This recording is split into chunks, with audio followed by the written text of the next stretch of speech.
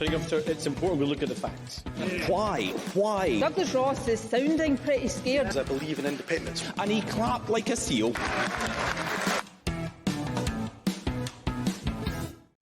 Hi there, I'm Paul Hutcheon, political editor of the Daily Record, and welcome to the latest Planet Holyrood. Joining me this week are John Ferguson, political editor of the Sunday Mail, and also David Walker of the Scottish Daily Express. Now, finally, the SNP leadership contest is over, and we're now in the Yousaf era of devolution. His first task was trying to put together a cabinet, and that was quite difficult for him. Kate Forbes, his defeated rival, went back to the back benches. And I think that by my calculations, there's only one supporter of Kate Forbes who's been made a minister. So there's a lot to chew over. John, starting with you, what's your assessment of the cabinet that he's put together? I mean, there's a lot of new faces in there, certainly for the public. There'll be new faces. The controversial thing was leaving Kate Forbes out. But I mean, I think really when you think about this, how could he have retained someone who had essentially called him an incompetent failure during the leadership race and second highest profile job in the government? So I think to some extent he kind of had no choice but to get rid of Kate from the top team. I think for Kate there's also probably issues around. She would have been seeing issues with the attempts to push through the gender recognition reform bill coming back, and Humza had actually made it quite clear during the leadership race that he would expect support from that from his top team. So I think it would have been difficult for her anyway. There was also issues with fishing rights that would have made that jobs, rural affairs difficult for her. So I think that she probably I think that she probably didn't really want to be in the government, and he couldn't really have had her continuing in the same role either. So I think overall he was going to face criticism either way, trying to balance things in a way that would please everybody or impossible. So what he's done is retained a bit of experience and brought in some new faces to the cabinet. People like Mary McCallan will be very hotly tipped and regarded, and we'll be hoping that people like that can make a real difference. Do you think it's lacking in experience? Given that Sturgeon, Swinney, and now Kate Forbes are on the back benches, John, do you think that they're going to struggle in that area? Yeah, but I mean, you kind of want who would have been the experienced people they could have had that would have actually wanted the jobs. I guess that's one of the problems that he's had. Keith Brown could have been retained. It was an interesting move to get rid of Keith. I'm not quite sure what was behind that. It seems Humza just didn't rate him. But apart from Keith, it's quite difficult to see who he could actually have retained or brought in that would have given him more experience. He's got Angus Robertson, who's very experienced. His deputy is very experienced, so there is a bit of experience there. But yeah, it's a difficult balance. David, he seems to have stuffed his cabinet and the junior ministerial ranks full of allies and loyalists. Now on the back benches, you've got all of his critics. You've got the Ewings, you've got Kate Forbes. Ben McPherson wrote a piece during the campaign that was kind of critical of the rush towards independence. Has he made a sort of rod for his own back by creating a sort of group of foes and enemies? Yeah, I think that my choice of word for his cabinet choice is probably uninspiring.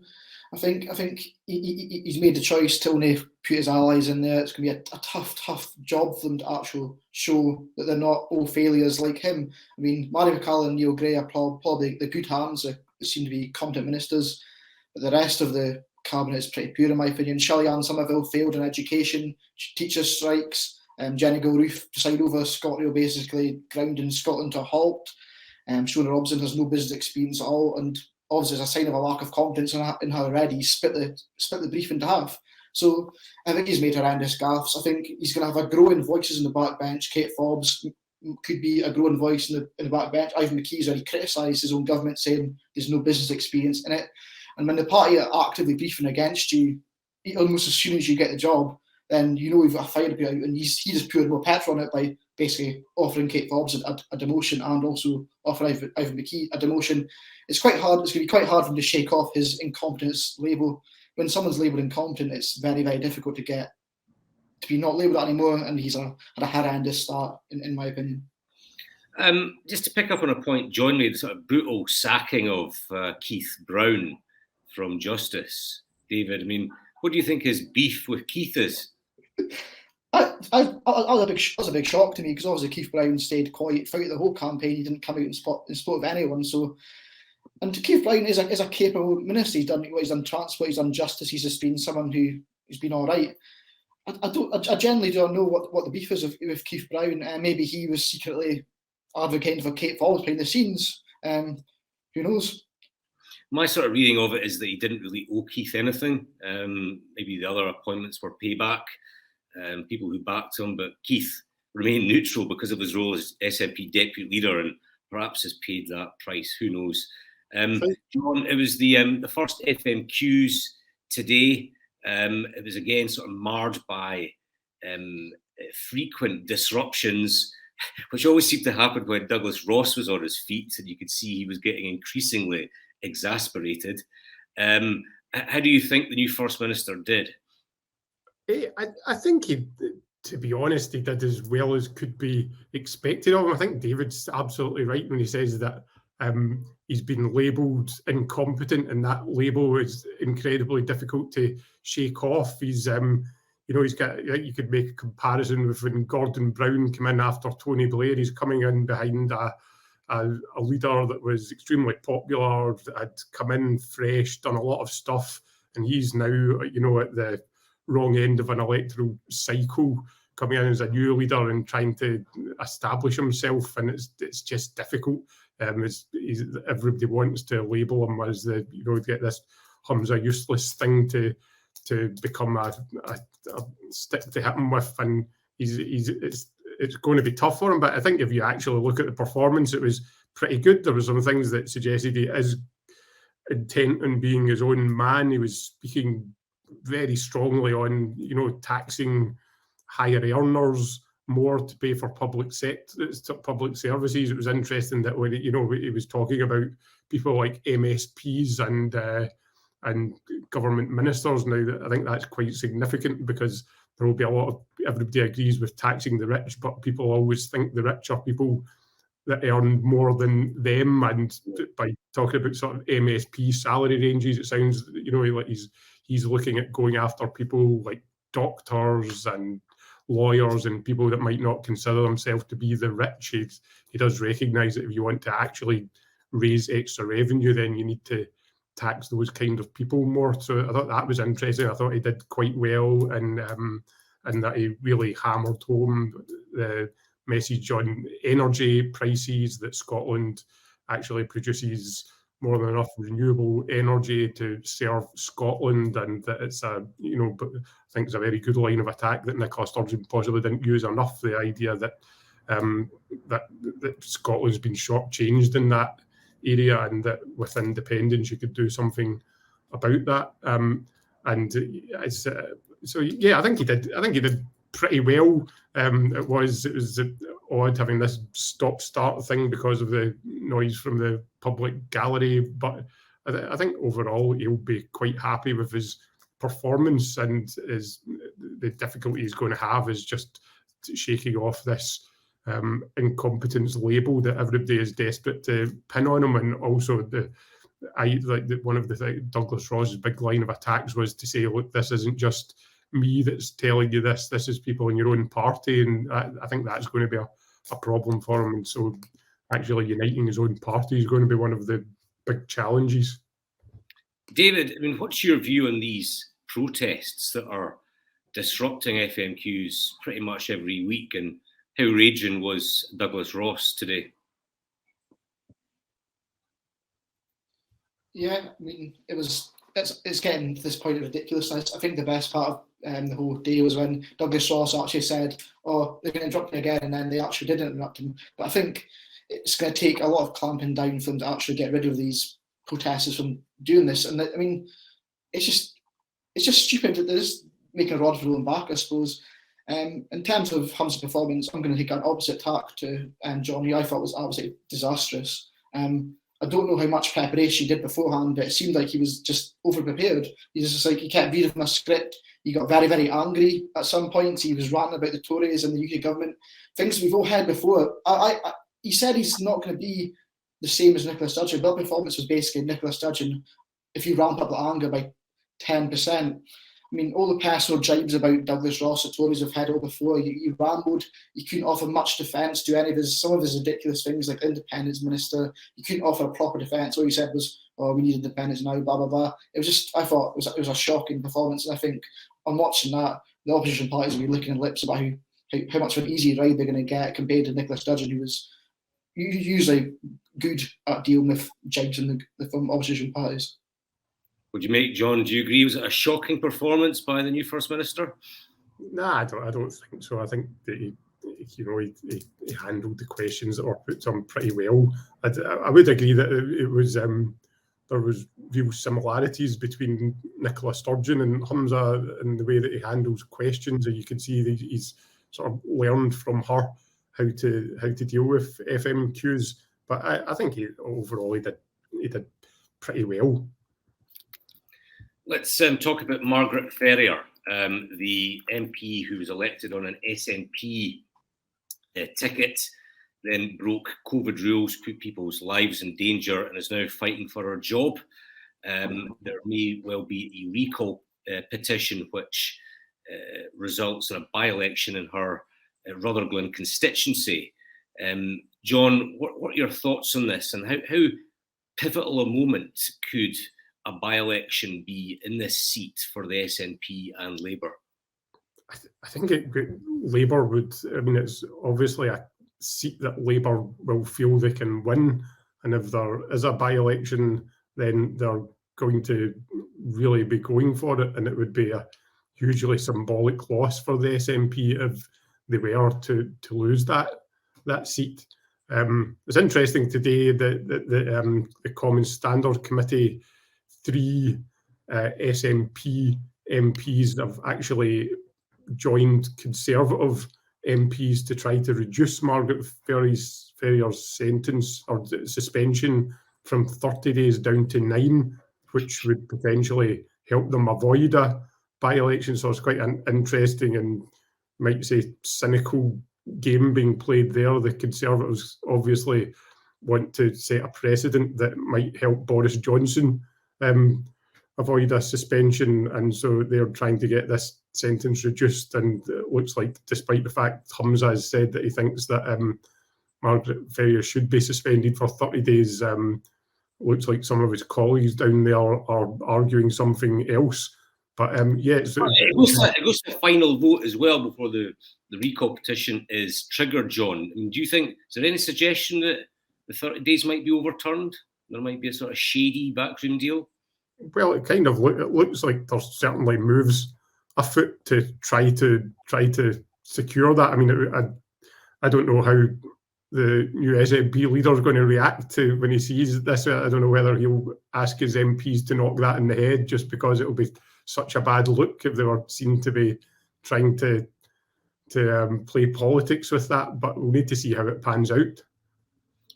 David, Humza Yousaf was asked about the Ferrier case, and he said that he wanted her to stand down, which of course would force a by-election. How fearful do you think the SNP would be of a snap poll in that seat? I think the majority is just over 5,000. I've got it in my notebook, 5,230. I'm sorry, could you repeat the question? I kind of broke up a wee bit. Yeah, sorry. How fearful do you think the SNP would be of a by-election in that seat, where they've only got a majority of about 5,230? I think they'll be scared. This is the biggest challenge Humza's going to have in his young career as a First Minister. I mean, Labour have been targeting that seat. They sent Keir Starmer to that region, I think 2 weeks ago for an event. So they can see that as one of the seats that they can really make a foothold in Scotland. I think Hamza was slightly confident today. He said that they have to work hard to win that seat. He didn't outright say it's going to be a doddle or win that seat easily, which is obviously a right tack to take because Labour are going to be a massive challenge to them these days. And I think Margaret Ferrier, because she was an SNP MP, I think that may kind of tar their reputation there, because she's been a lame duck MP for the last 2 years. She's not done much at all for constituents. Never like, so let's be more of the same, or will they actually will someone come in and change that? It's going to be a tough seat to win, and if they lose, that could be the start of Hamza Yousaf's downfall, I think, as SNP leader here in Scotland. John, I mean, a majority of just over 5,000, it wouldn't be a shoe-in for Labour, but you would think that they'd be the favourites in a seat, given the circumstances and given the momentum they've got and the struggles that the SNP are currently facing. Yeah, well, if a by-election was to happen and Labour was to win that seat, then it would be an enormous boost for Labour, and it would represent an enormous defeat for the SNP, because if you look at the kind of swing that would be required, I think that it would probably suggest that you would see quite a few seats falling going to Labour at the next general election. So, yeah, I mean, I think it's doable. Anna Sarwar will feel that it's doable, and it would be pretty devastating for Hamza Yousaf. I think it would be difficult to blame Hamza for if that was to happen. You know, he's only a couple of days in the job, but he would clearly be wanting to plough everything into avoiding losing that seat. And the SNP have won some iconic by-elections in previous decades. You know, Winnie Ewing, Margaret MacDonald, I think, Jim Sillars and Govan. John, do you think that if Labour were to pick this up, they would see it in that light, given how much they struggled against the Nationalists in recent years? Yeah, I think they definitely would. I mean, the Jim Sillars by-election in Govan in '88, was it? Where it was seen as this historical moment where this rising party, the SNP, managed to dethrone Labour in a seat that people thought would always be theirs. You know, there was this feeling that something was happening. That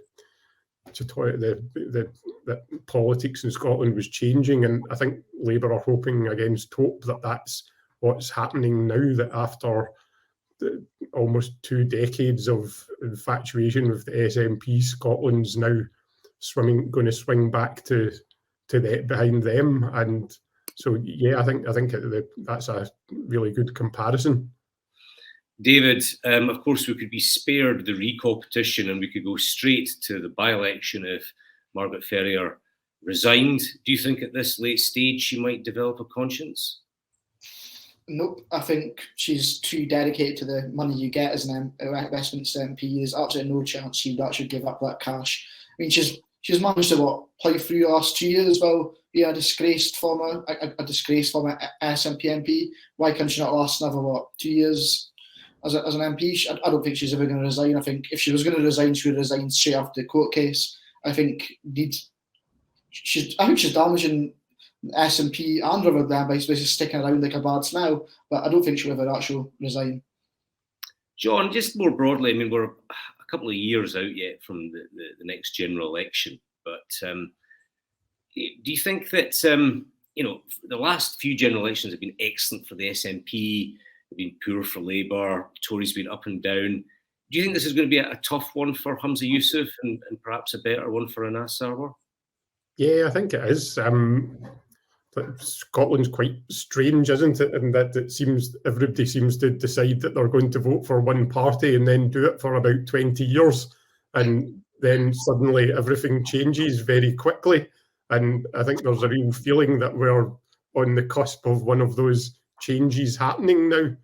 And in a way, it feels very similar to when the sort of New Labour project went out of favour in Scotland. I think there's this feeling that the SNP have become complacent. They're taking voters for granted. They're not focusing anymore on the things that people are really concerned about. They're more interested in, we call identity politics rather than living standards and taking children out of poverty, and that Labour, on the other hand, have kind of gone back to their roots. They've had, they've people that now want to stand to become MPs or people that got into the party at a time when there wasn't a realistic prospect of winning anything, just the same as at one point the people getting into the SNP wouldn't have felt like there was a realistic prospect of them making a career out of it.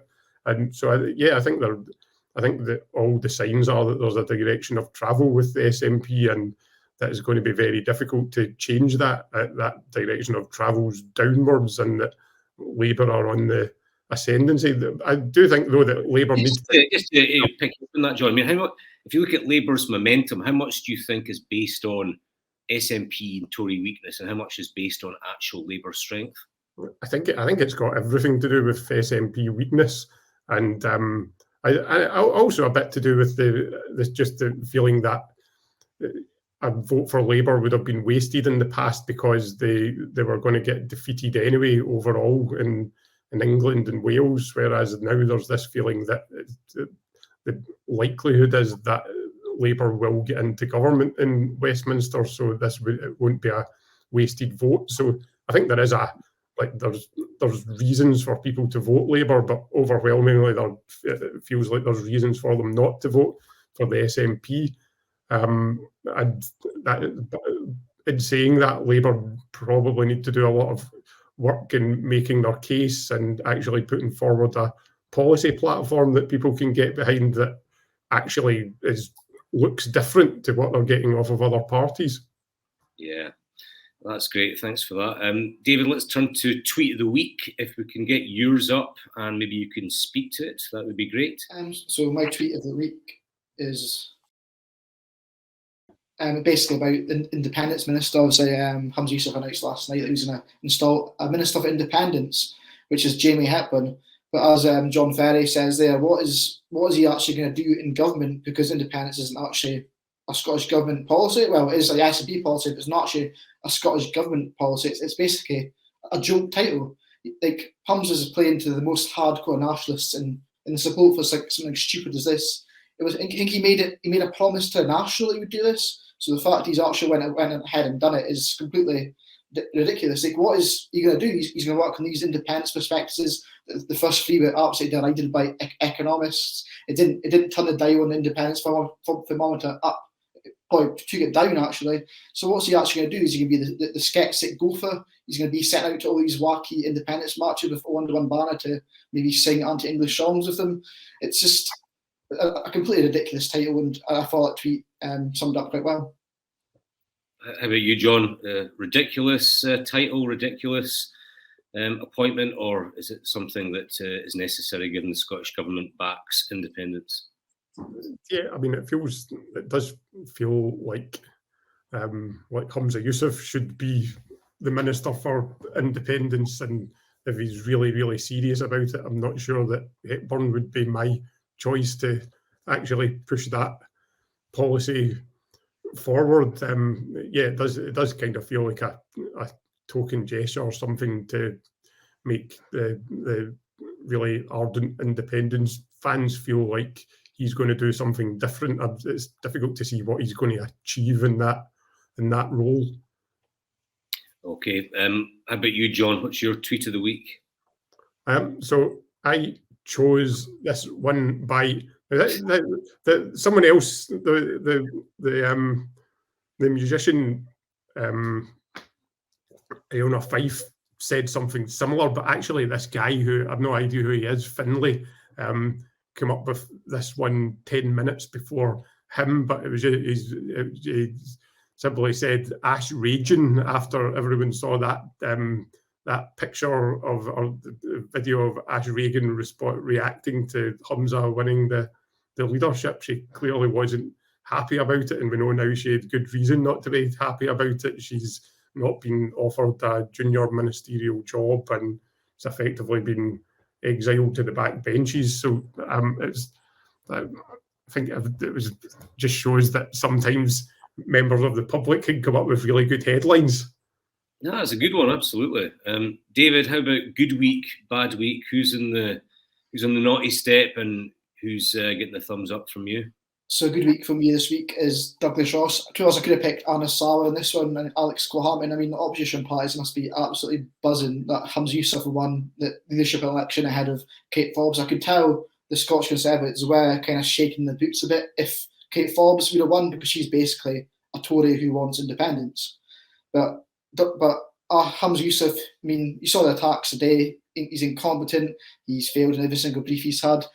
The Tories and Labour, if they can manage to, like, I don't know, hitch their rides on just basically saying that this man cannot govern Scotland because he's absolutely useless, then they'll be able to take lumps out of them in the next election and potentially, obviously, unseat the SNP.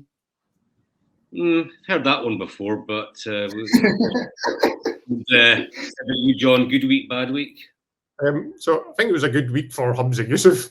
He's become First Minister of the country. He's clearly very ambitious, and he's delighted to get the job. It was, I think everybody could see it had become a bit of a winner-takes-all battle. If he hadn't got that, just managed to get that 52% in the leadership race, then I suspect he would be in the position that Kate Forbes is in now. She would have offered him some vastly demoted role in our government that he wouldn't have been able to accept, and he would be on the back benches. So I think it's been a good week for him.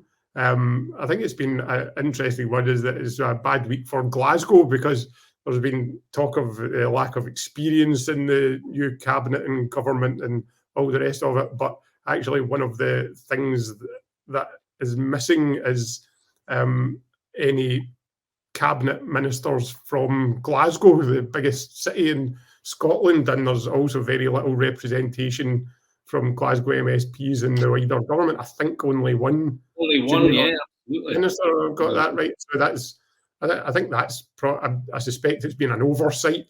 But I mean, Hamza Yousaf is a Glasgow Pollock MSP. Obviously, he lives in Dundee, so I mean, make of that very well. I guess, but we did like Nicola Sturgeon by comparison was the from Glasgow, and there was quite strong representation in that government. So it's potentially might mean that you'll see less strong policy ideas that focus on ending poverty in Glasgow, which has got to be one of the biggest priorities the government has. And bad week. And bad week for me is I went for Keith Brown. Sorry, I went for Keith Brown because it's not been a great week for Keith, has it? I mean, enough said, really. I mean, the fact he actually can't get a place in a cabinet, which he would have done a good job in, I think. But the fact he can't get in, and we had no explanation why, is kind of a bit bad for me. I think he was meant to appear at a Scottish police conference in the day he actually got sacked. So that would have been a kind of a double whammy for him. But yeah, that's my bad week. I'll have to mention your scoop, John, from a few weeks ago on the membership numbers and just how that set the agenda and led to various resignations. I was just wondering, has Party HQ apologised to you yet for the false, inaccurate figure that they gave you? Yes, I mean they have. Yeah, so at least one of the outgoing figures did apologise, and they did reach out and say that they were sorry that had happened, and I think that that member of staff was one that perhaps wasn't given the correct information themselves. I'm presuming that you're not referring to Peter Murrow as the person who apologised to you.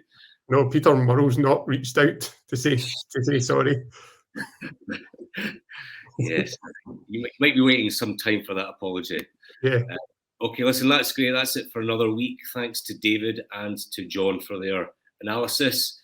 Please join us again this time next week for Planet Holyrood. Cheers. I think it's important we look at the facts. Why? Douglas Ross is sounding pretty scared. I believe in independence. And he clapped like a seal.